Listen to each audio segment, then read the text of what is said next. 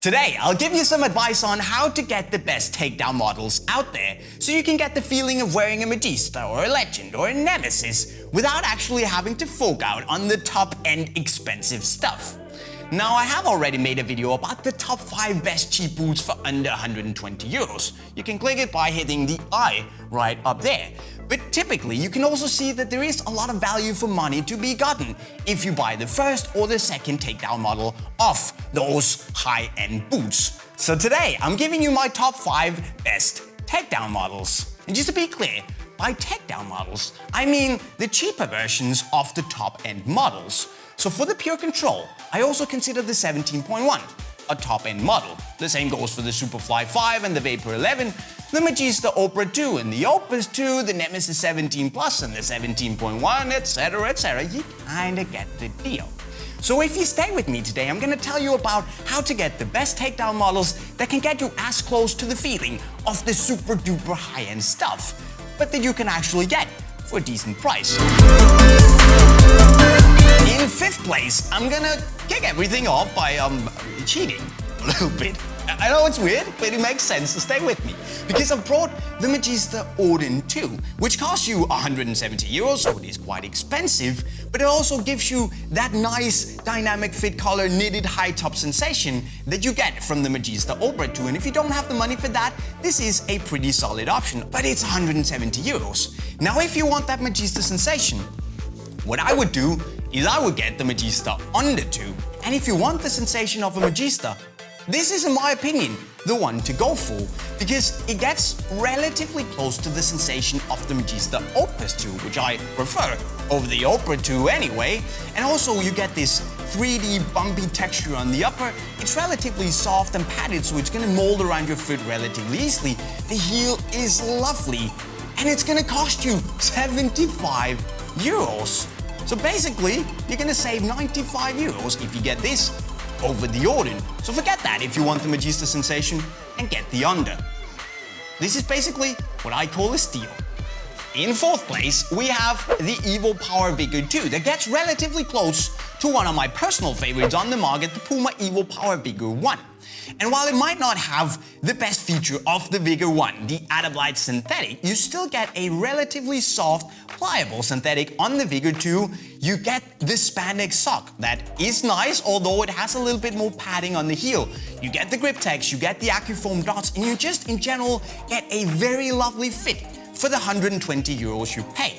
So if you don't have the dough for one of the best boots on the market, why not just go for the next best thing and get one of the best takedowns on the market?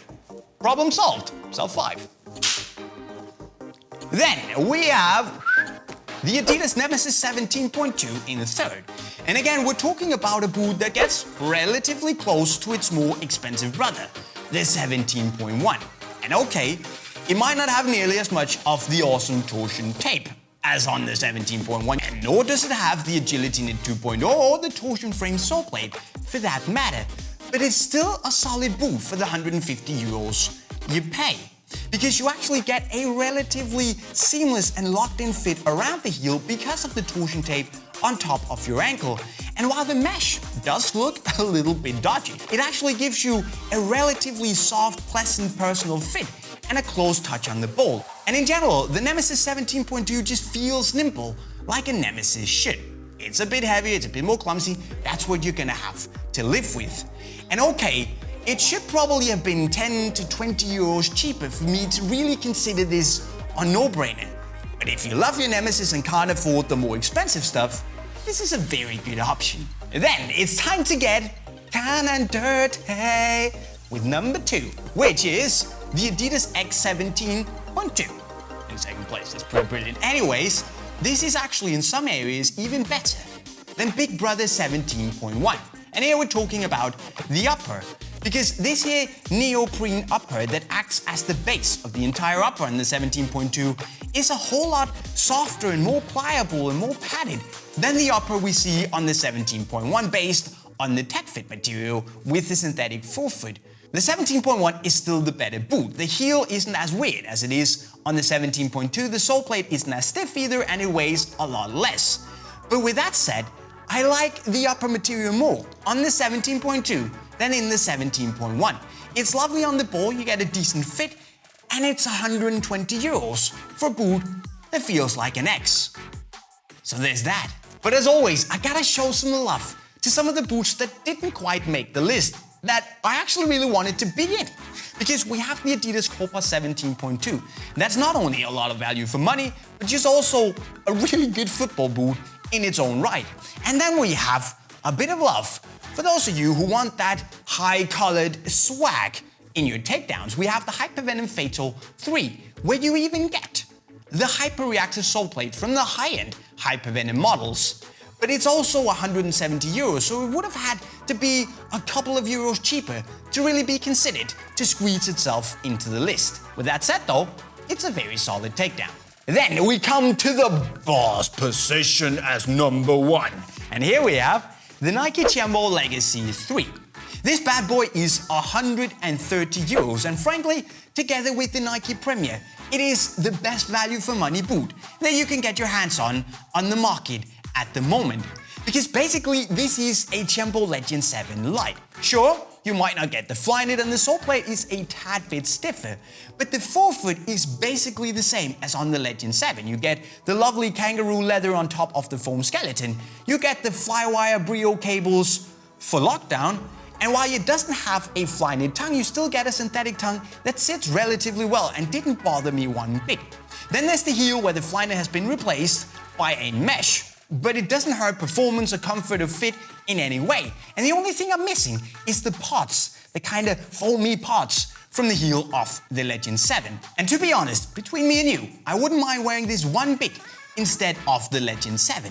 Of course, the Legend 7 is still a better boot than the Legacy 3, but saving you 100 euros, this is an absolute hidden gem. Untapped potential, a diamond in the rough. You get the deal? It's flipping awesome. So once again, if you sat on the other side of your screen, raging, thinking, where is the Vapor, the Nemesis 17.1 of the low-cut Hypervenom? Let me repeat it one more time. For me, in my book, those are high-end models and thus wouldn't be fair to include on a takedown model list. Of course, I'm always gonna go for a high-end model, but if you don't have the opportunity or you don't have the money in particular, but you still want that feeling that comes relatively close to the high-end models, these 5 boots are worth their salt. But this is my list. I'm really interested to know what your top 5 takedown model boot list would look like. You should let me know in the comment section below. You can fire away with questions, all that jazz. Also, don't forget to subscribe by hitting the green bubble somewhere over my head. Leave me a like if you had a good time, and do not forget to spread the word by sharing the video here with your friends. And with that said, I'm signing off. Cheerio.